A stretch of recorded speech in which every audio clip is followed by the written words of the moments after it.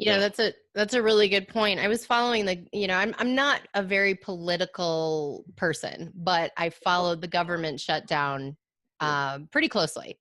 right. And one of the things that I definitely noticed was, while the shutdown was going on, I noticed that kind of just in the general public, we tended to agree on a lot more than we didn't agree on, which was basically like, just get over yourselves, negotiate, and let's reopen this and, feed the people. Come on. So what was your take on how they were handling that at the federal level? It's childish. It's their job to do just that. And I'm glad in our state, the government shutdown, while it certainly affected us, our governor and our legislators decided that we were going to keep the Grand Canyon open. That's a federal park, and it's one of our national treasures. But we, as Arizonans, decided, we're going to keep that park open, and so that folks can come and visit. And tourism is a big aspect here in northern Arizona for us. And we have a lot of folks coming through Flagstaff to go see the canyon. And if that would have been shut down, we all would have been hurt even more. So absolutely, that is important for all of us to recognize our differences, and that's okay, and respectfully, and to work with each other. And so I'm glad that we're back up and running again. My sister is a federal employee in law enforcement, and folks like that weren't getting paid, and they were still working. But we've got another looming shutdown if they can't get their act together again. And we'll see how that plays out. So this is something that, whether or not we're into politics is into us, and it does affect us. I mean, it affects your real estate business. It affects everything else. And we can't get things done. But it also tells us a story of maybe we don't need government to be quite so big and to have such a big presence in our life. Perhaps think about that a little bit when hearing folks talk about what they're going to give us from government, because the government doesn't have any money. Right. They're in extreme debt. Exactly. And it's not taxpayer funded. I mean, it's not government funded, it's taxpayer funded. We're the ones who pay for that, for everything they're doing. Now, what are your thoughts in terms of, if they don't come to an agreement come February 15th, what are your thoughts on that?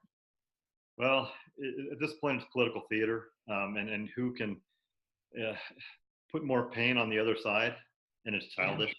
I mean, that's their job, right? So I'm really hoping that they're able to do that. And it shouldn't be born out of whether or not one side doesn't like the president or one side doesn't like the Speaker of the House, whatever it might be. Yeah. It literally doesn't matter. It's their job to represent all of us. They're not just representing blue or red. They're representing America. So. Yeah, I agree with that wholeheartedly. I thought watching Nancy Pelosi and Donald Trump was like watching two toddlers, trying to fight over a toy or something. It was just kind of like, come on, guys, you need to get over this and do your jobs. Right. Exactly. So we can do ours, and that's the thing. And so, and get out of our way. Let us go do what we can to help folks out. You can sell more real estate. I can help more folks on the financial side. So. Exactly. So speaking of the financial side, tell me a little bit about what you do as a financial planner. Sure. So I'm an associate advisor with Vora Financial. We are a boutique financial advisory firm and wealth management company.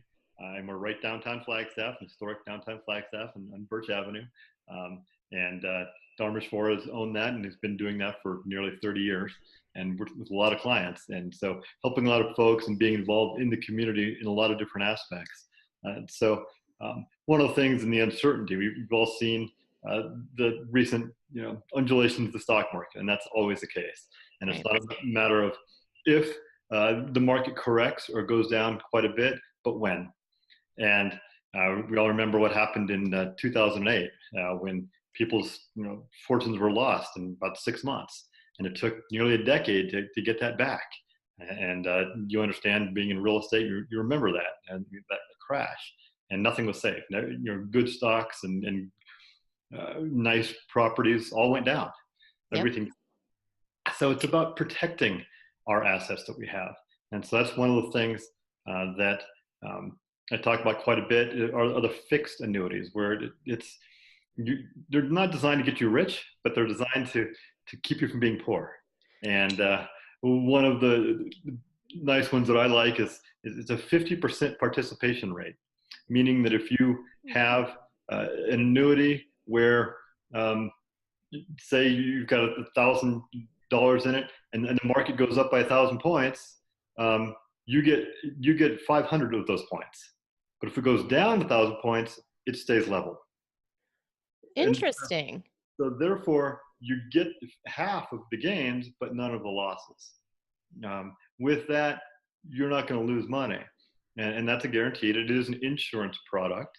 And that's something that's been very valuable for a lot of folks, especially when we saw that, at the end of December, when we saw the stock market go down quite a bit. So That was crazy. And so people were able to keep and hold on to their assets. And there's caveats to that, of course. But being able to do that and ride the wave up without having to go down. And of course, you do need to keep your assets in that account for a while. But when the market does go down, and it will, and they always do, although stock market does traditionally go up, but there's just valleys and ebbs and valleys, and that's part of life, right? Right. Sometimes when we wake up in the morning, we don't always feel great. We wake up, we have some coffee, and we keep going, right? That's so very true.